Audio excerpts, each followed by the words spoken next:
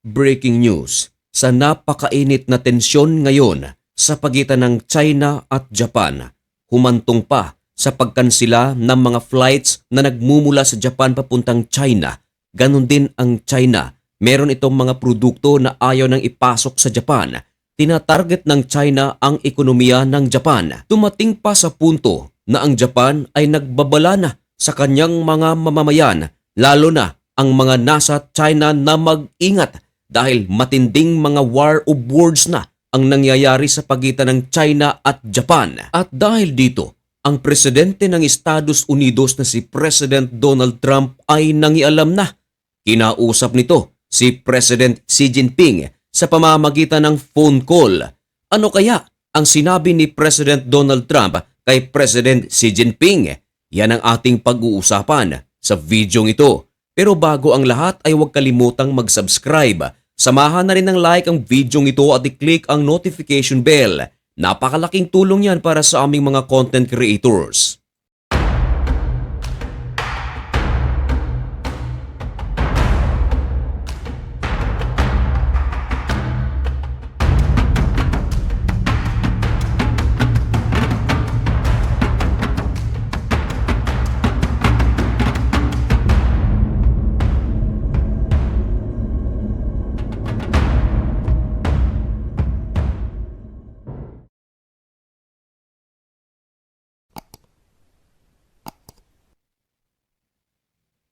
Maligayang pagbabalik mga kaibigan.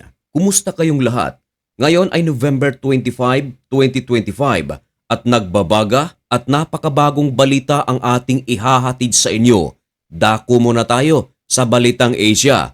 Ito ay malapit lamang sa Pilipinas. Ito ay sa pagitan ng China at ng Japan. Painit ng painit ang tensyon ng dalawang malalakas na bansa at mayayamang bansa na ito. Ito ang China at Japan. Matapos na magbigay ng komento ang Prime Minister ng Japan tungkol sa kanilang puwersa na ipapadala sa Taiwan. Ito ay upang kalabanin ang puwersa naman ng China kung ito ay papasok sa Taiwan upang kunin ang Taiwan ng sapilitan. Hindi kasi pumapayag. Ayaw kasi ng Japan na gawin ito ng China. At alam din ng buong mundo na ang Taiwan at ang Japan ay talagang malapit na magkaibigan, katuwang ang United States of America. Hindi nakapagpigil ang Japan dito sapagkat umuugong ang balita na naghahanda ang China at palilibutan ang Taiwan upang ito ay kunin ng sapilitan. Ayaw itong mangyari ng Japan kahit na alam ng Japan at ng United States of America na meron tayong tinatawag na One China Policy. Nakapaloob dito mga kaibigan na ang Taiwan ay bahagi ng China.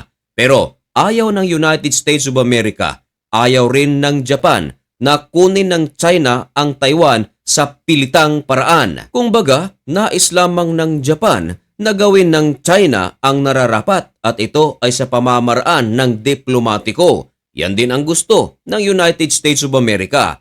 Kaya lang, napakalaking problema ito para sa China sapagkat ang Taiwan ay ayaw naman nila na magpasakop sa China. Kaya naman, mas piniling kaibiganin ng Taiwan ang United States of America, Japan at iba pang mga bansa para na rin sa kanilang negosyo. And of course, hindi rin maikakaila. Ito ay para na rin sa kanilang seguridad. Dahil kung tutuusin, napakaliit lamang ng Taiwan ikumpara sa China. Parang buhol nga lang kalaki ang Taiwan. Kung wala itong mga alyadong bansa, ay madali itong makuha ng China. Marami ang mga nagsasabi na isa sa mga dahilan kung bakit hirap na hirap ang China na makuha ang Taiwan, ito ay dahil sa mga allied countries nito. Araw-araw ay merong mga war of words ang China at Japan. Katulad na lang ng ibinalita ng AP. Kinumpirma nito na sinabi ng Chinese Foreign Minister na ang Japan ay nag-cross na sa red line with Taiwan military intervention. At dahil dito ay nangialam na ang Pangulo ng Estados Unidos. Nagkausap si President Xi Jinping at si President Donald Trump sa pamamagitan ng telepono. At walang duda, maliban sa pag-uusap nila tungkol sa Russia at Ukraine ay talagang pinag-usapan ng United States of America at China ang Taiwan. At tahasang sinabi ni President Xi Jinping kay President Donald Trump na ang Taiwan ay bahagi ng China. Ginamit ni Xi Jinping ang salitang return. Tinutukoy nito na ang Taiwan ay kailangang maibalik sa China. Pero pumalag ang Taiwan sa mga pahayag ni President Xi Jinping. Ayon sa Taiwan, ang kanilang bansa ay meron na raw sariling sobereinty. There is no such thing as return. Yan ang sinabi ng Taiwan. Iginigiit naman ng China na hindi labag sa batas ang kanilang balak na ibalik ang Taiwan sa China sapagat ito raw talaga ay bahagi ng kanilang bansa. Pero ito ang sinabi ni President Xi Jinping kay President Donald Trump. Ayon sa kanya, narito na tayo, ganito na ang nangyayari. It is important for us to jointly safeguard the victory of World War II. Ang ibig sabihin ni President Xi Jinping dito mga kaibigan ay narito na rin lang naman tayo, ay tulong-tulong na lang tayo na ma-maintain ang ating pagkapanalo sa ikalawang pandaigdigang digmaan. Ang mga pahayag na ito ay pinaniniwalaan ng maraming mga eksperto na tila banta rin. Lalong-lalo na't binanggit ni President Xi Jinping ang World War II. Maaari din kasing pagmulan ang sigalot sa pagitan ng Taiwan at ng China sa World War III. Sana nga ay hindi. Isa sa mga example dito mga kaibigan ay ang plano ng China na kunin ang Taiwan. Pero pumalag na nga rito ang Japan at alam naman natin na ang Japan, Australia, United States of America, United Kingdom ay talagang magkakaibigan. At alam din natin na ang China, Russia, North Korea ay talagang magkakaibigan. Kung magkakataon ay tulong-tulong na lang. Marahil yan ang nais na ipahiwatig ni President Xi Jinping. Pero ayon naman kay President Donald Trump, hindi naman niya ina-acknowledge ang statehood ng Taiwan.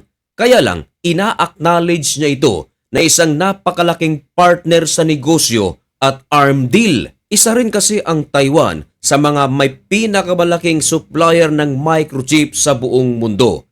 Marahil, isa rin ito sa tinitingnan ng China na mas maaangat pa ang kanilang bansa kung kanilang makukuha ang Taiwan. Pero iba naman ang pananaw dito ng mga eksperto. Maliban sa negosyo, ang isa talaga sa mga pinakamalaking pakay ng China ay ang seguridad.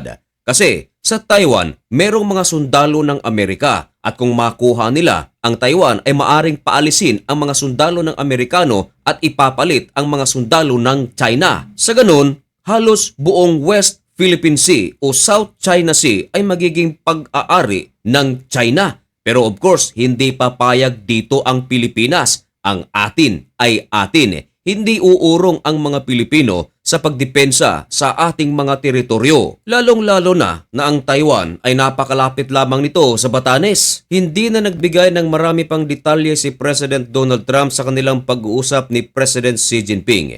Pero pinuri nito si Xi Jinping dahil sa kanilang magandang pag-uusap raw at maganda rin daw ang kanilang mga post sa kanilang mga social media. Nangako si President Xi Jinping na pupunta naman siya sa Washington taong 2026. Samantala, ito naman si President Donald Trump ay pupunta naman sa Beijing ngayong parating na April. Ano ang inyong masasabi tungkol dito mga kaibigan?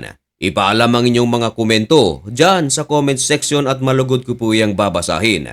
At mga kaibigan, hanggang dito na lamang muna ang video ito. May God bless you and thank you so much for watching. Goodbye.